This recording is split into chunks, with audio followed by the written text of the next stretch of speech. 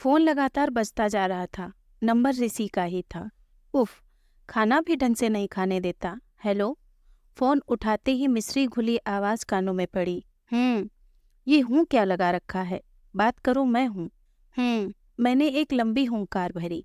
आलू के पराठे का बड़ा टुकड़ा अभी भी मेरे हलक में था। जल्दी जल्दी आधा अधूरा कौर चबाकर मैं झुंझुलाई। उफ ऋषि, खाना भी ठीक से नहीं खाने देते। अच्छा बोलो, क्या तकलीफ हो गई तुम्हें? बस बैठे बैठे तुम्हारी याद आ गई। वैसे आज बहुत जम रही हो। या फोन पर तस्वीर का आविष्कार शायद अभी तक नहीं हुआ है। मैंने हंसकर कहा। अच्छा बोलो, कितने लोग आ रहे हैं? You are so intelligent dear. तुम मेरे मन की बात कैसे जान जाती हो? 3 साल से इसी पर तो रिसर्च कर रही हूँ। अच्छा बताओ, क्या क्या बनाना है? वही बिरयानी कोरमा और लच्छेदार पराठे। कहो तो मैं लेता हूँ।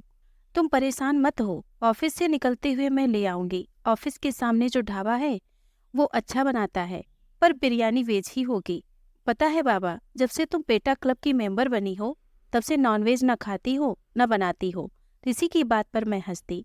मुझे पता था आजकल ऋषि की खास मीटिंग चल रही है जिसमें कुछ लोग बाहर से भी आए हैं। ऑफिस से निकलकर मैंने जहांगीर ढाबे से पराठे लिए, फिर टेम्पो कर लिया। बस करती हो तो देर हो जाती है। घर पहुंचकर ताला खोला और हाथों का सामान लिए अंदर पहुंची। जल्दी जल्दी साड़ी उतारकर गाउन पहन लिया। फ्रिज खोला तो दही, उबले आलू, लहसुन अदरक का पेस्ट तैयार रखा था। इतना मैं अक्सर तैयार रखती हूँ। घड़ी में समय देखा, 7 बज चुके थे। बाथरूम में जाकर मैंने हाथ मुंह धोए, फिर कपड़ों की अलमारी खोली। लाल हाफ वाइट तांत की साड़ी पर खुद ब खुद मेरा हाथ चला गया। यह रंग मुझ पर खूब फपता है। वैसे भी हर औरत अपनी सुंदरता की चमक दूसरों की आंखों में देखना चाहती है। मैंने वही साड़ी पहन ली, बालों का जूड़ा बनाकर होठों पर हल्की लिपस्टिक पर लगा ली, फिर कपड़े की अलमारी में रखा अपना मनपसंद परफ्यूम लगाया। सब कुछ तैयार था, तभी डोरबेल बजी। सामने ऋषि खड़ा था, साथ में 2 लोग और भी थे। सॉरी डियर, आने में देर हो गई। अंदर आने की इजाजत तो है ना? अरे क्या बोल रहे हो? साथ में कोई और है तुम्हारे? मैंने ऋषि को घूरा। नेहा, इनसे मिलो, हमारे बॉस मिस्टर आदि रॉय। ये मेरे क्लीग मिस्टर सुब्रतो। सर, ये है मेरी वाइफ नेहा। मैं मानो आसमान से गिरी। ये मैं क्या देख रही हूँ? मेरे सामने आदि खड़ा था। जीवन में कभी आदि मुझे इस रूप में मिलेगा मैंने कभी सोचा भी नहीं था। लेकिन जीवन का बहुत बड़ा सच मेरे सामने था। ए, क्या हो गया? ऋषि ने मुझे टोका। नमस्ते मिस्टर राय। मैंने बड़ी मुश्किल से हाथ जोड़े। उनका औपचारिक स्वागत करके मैं अंदर आ गई। रसोई में आकर अपनी बेकाबू सांसों पर काबू पाने की कोशिश की। कैसे सामना करूं मैं उस आदमी का जिसने जीवन में सिर्फ मुझसे ही प्यार किया और मैंने हमेशा उसकी चाहत को ठुकराया, जिसके जिक्र से भी मुझे एक लिजलिजीपन का एहसास होता था। आज वही व्यक्ति मेरे पति का बॉस है। तभी ऋषि की आवाज आई। अरे भाई, कहाँ रह गई? हाथों में ट्रे पकड़े ही मैंने ऋषि को आवाज दी। मेरी शक्ल देखते ही ऋषि घबरा गए। क्या हुआ नेहा? तुम्हारी तबीयत तो ठीक है ना? हाँ, बस यूं ही चक्कर सा आ गया था। तुम अभी बैठो, आराम करो। खाना खाने में अभी वक्त है। बाजार से कुछ लाना हो तो बता दो। नहीं, सब कुछ तैयार है। मैंने जबरदस्ती चेहरे पर मुस्कुराहट लाने का प्रयास किया। ऋषि मेरा गाल थपथपाकर चले गए और मैं वहीं पलंग पर धप से बैठ गई। मेरी नम आंखों में अतीत नाच उठा। कॉलेज में मुझसे 2 वर्ष सीनियर था आदि। काला रंग, बाहर को निकले दांत और दुबला पतला शरीर। ढीली ढाली पैंट शर्ट में वह हमारे ग्रुप में कार्टून दिखता। पढ़ने में जरूर होशियार था वह। एक बार रैंकिंग के दौरान सीनियर से बचाया था उसने मुझे। मैंने हवाले से मुस्कुराकर उसका शुक्रिया अदा किया था। मैं इस बात से अनजान थी कि धीरे धीरे आदि मुझे चाहने लगा है। मैं कॉलेज में जहाँ से भी गुजरती उसकी आंखें मेरा पीछा करती रहती। कॉलेज के वार्षिक उत्सव में हम दोनों ही प्रथम आए। मुझसे हाथ मिलाकर वह मुझे विश करने आया था। मैंने बस हाय और सेम टू यू कहकर जल्दी से उससे पीछा छुड़ा लिया था। लड़कियां मुझे छेड़ती, नेहा तेरा मजनू लैला की तरह काला है और तू हीर की तरह गोरी। लेकिन 1 वर्ष बीतने पर भी आदि की वही प्रतिक्रिया रही। वह जिन नजरों से मुझे देखता उनमें मासूमियत एवं बेचारगी भरी होती। एक दिन कॉलेज के खाली पीरियड में जब लाइब्रेरी में बैठी मैं कोई नोट्स तैयार कर रही थी, वह मेरे पास आया और बड़ी मासूमियत से कहने लगा, नेहा मुझसे शादी करोगी? मैं तो जैसे आसमान से आ गिरी। मैंने उसे ऊपर से नीचे तक घूरा, फिर जोर से हंस पड़ी। डोंट बी सिली मिस्टर आदि, आपको पता है आप क्या कह रहे हैं? हाँ नेहा, मैं तुमसे पूछ रहा हूँ, क्या जीवन के सफर में मेरी साथी बनोगी? मैं अभी शादी करने के लिए नहीं कह रहा हूँ। शादी मेरे सेटल होने के बाद ही होगी। बस अब मुझे क्रोध आ गया। सुनो मिस्टर आदि, यह मेरा बीएससी का तीसरा वर्ष है। मुझे अपना करियर बनाना है, तो शादी का तो प्रश्न ही नहीं उठता। रही आपसे शादी करने की बात, तो शायद कोई अंधी ही होगी जो आपसे शादी करेगी। क्रोध सी भरी मैं वहां से उठकर चली गई। आदि के चेहरे की बेचारगी देखने के लिए मैं वहां रुकी नहीं। आदि का वह आखिरी साल था। पेपर देकर वो चला गया, फिर मुझसे कभी नहीं टकराया। न मैंने ही जानने की कोशिश की वो कहाँ है। बीएससी के बाद ही मैंने नौकरी कर ली और 2 वर्ष बाद ही मेरी ऋषि से शादी हो गई। नेहा, क्या हुआ? ऋषि मुझे पुकार रहा था। मैं घबरा कर उठ बैठी। कुछ नहीं, यूं ही जरा आंख लग गई थी। खाना लगाऊं क्या? श्योर। हाँ, पराठे तुम लाई थी ना? हाँ, बस अभी गर्म करती हूँ। मैं चुपचाप खाना मेज पर लगाने लगी। खाना स्वादिष्ट था, यह सुब्रतो ने कहा था। आदि चुपचाप खाना खाता रहा। मैं धीरे धीरे सर्व करती रही। वे लोग राजनीति पर बात कर रहे। नई और पुरानी साझा सरकारों पर चर्चा होती रही। खाने के बाद सुब्रतो ने बाथरूम पूछा तो ऋषि उसे बाथरूम दिखाने चला गया।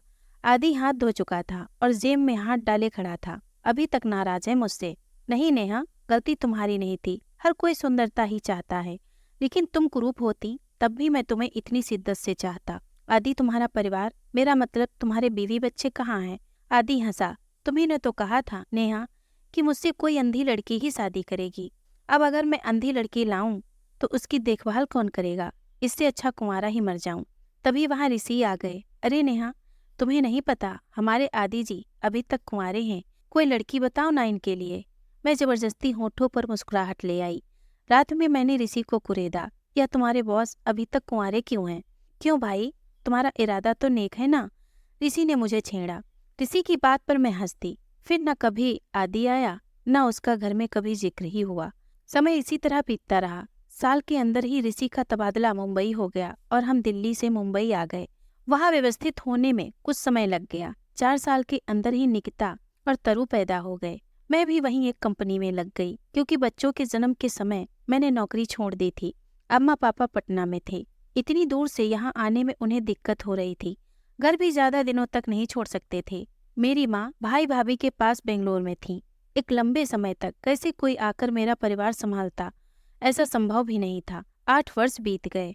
उस साल बेस्ट सेलिंग के लिए ऋषि को कंपनी की तरफ से अवार्ड दिया जाना था। यह अवार्ड मलेशिया में मिलना था। टिकट हम दोनों को ही दिया गया था। मैं बेहद खुश थी। पूरे 10 दिन का ट्रिप था। हमारी फ्लाइट मुंबई से थी। कंपनी की गाड़ी हमें लेने आई। बच्चों को हमने बेंगलोर माँ के पास भेज दिया था। फ्लाइट थोड़ी लेट थी। समय बिताने के लिए हम यूं ही टहलने लगे। हमारे कुछ शुभचिंतक जो हमें छोड़ने आए थे, उन्हें वापस भेज दिया। तभी एक स्वर पर चौंक कर हमने मुड़कर देखा। आदि खड़ा था। ऋषि जी, आप यहाँ? ऋषि ने भी चौंक कर देखा। आदि बहुत पहले कंपनी छोड़कर जा चुका था, ऐसा ऋषि ने ही मुझे बताया था। ऋषि ने भी गर्मजोशी के साथ आदि का स्वागत किया। हाँ, हमारी अभी यहीं से फ्लाइट है। कंपनी ने मुझे अवार्ड के लिए चुना है। बधाई हो। सुना था मैंने, सॉरी, तुरंत आपको विश नहीं कर सका।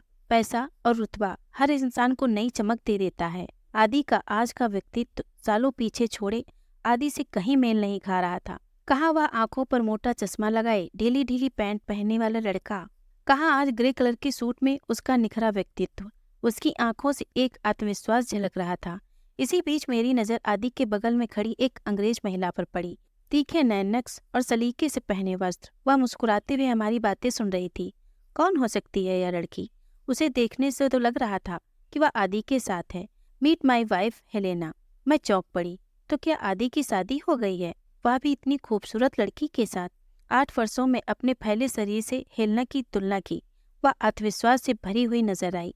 ऋषि ने उससे हाथ मिलाया, पर जाने क्यों मैं ऐसा न कर सकी। मैं खुद को असहज महसूस कर रही थी। मैं बड़ी मुश्किल से सिर्फ नमस्ते कर पाई। आपने शादी कब की? ऋषि ने पूछा।